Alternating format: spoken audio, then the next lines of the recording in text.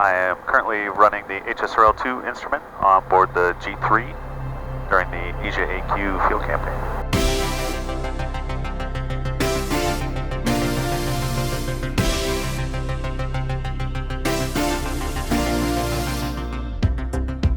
We are here in Asia to study air quality and air pollution. There are a lot of major cities in Asia, there's a lot of people living in Asia, and there's a lot of factors that can control whether the air quality is good or bad. And so we're here to try to understand what those factors are and how we can make the air quality even better.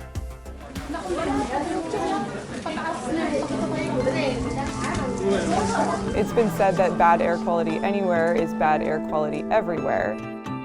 The air doesn't care if there's a country border or a state border. It does whatever it wants and it moves however it wants, dictated by weather and by meteorology. And I think that's what makes Asia AQ so cool and so interesting, is that it truly is an international collaboration. It's not just the United States, it's not just NASA, it's also these other agencies and other countries that are all working together towards the same goal to try to clean up air quality around the world.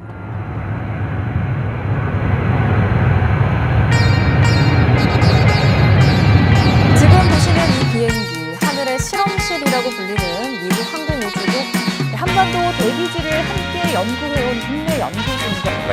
ซึ่งจะมาดิสคัสกันแล้วก็วิเคราะห์เพิ่ม Air quality is a problem around the world, especially in large cities. In the U.S., you think New York, L.A., Chicago. In Asia, you think Seoul, Kuala Lumpur, Bangkok. In North America, we have a satellite called Tempo that looks continuously. That satellite is doing its job, but there's also a satellite over Asia called GEMS. GEMS is looking at Korea, Japan, China, Philippines, Thailand, India, Indonesia, Malaysia. So you can see the wide range of situations, both in terms of what humans put into the atmosphere, but also in terms of how the chemistry proceeds. It's a very rich environment here in Asia to study the science of air quality. Our instruments are, the one we're operating here is looking at both particulates and ozone in the atmosphere as we fly along a track. So we're looking from the aircraft all the way down to the surface. This is the best part of our job, getting to come out and make the measurements. One of the things we're trying to do with the aircraft is to really map out the vertical distribution. So we have measurements from the ground, so we get a good information right at the surface. And we have a view from space, which NASA is definitely interested in. So with the remote sensing that we have here, we get both. We get the column measurements and the vertical profiles, along with the DC-8 that's also doing a lot of vertical sampling with highly detailed measurements. Our job is to keep getting better. We're measuring more things from the DC-8 than we've ever measured before. We're combining two planes together in a way that's never been done before. We're building models that can predict more accurately than ever before. And we need those things because the atmosphere is changing.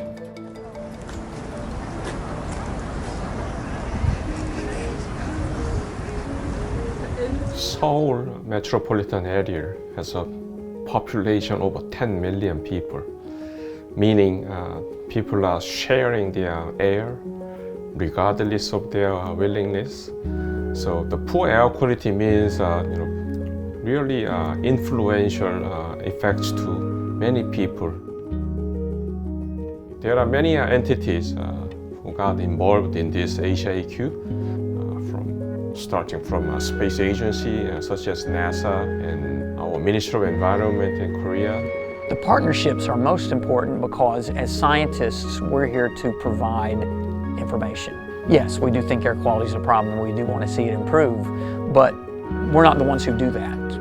If we want to see that happen, we have to communicate what we're seeing to people who are in a position to do something about that. My hope for this mission is that we will be able to increase our understanding of how each country faces air quality, what their challenges are, that we make them better at their forecasting and predictability of air quality, and that we can pinpoint things that they can prioritize in terms of improving the problem. This means a lot to us because there are well over 500 people involved in this campaign, including scientists from US and Korea and many other countries in Asia. For example, we have an outreach program that raises the public awareness of this air quality, which will eventually lead up to the politicians.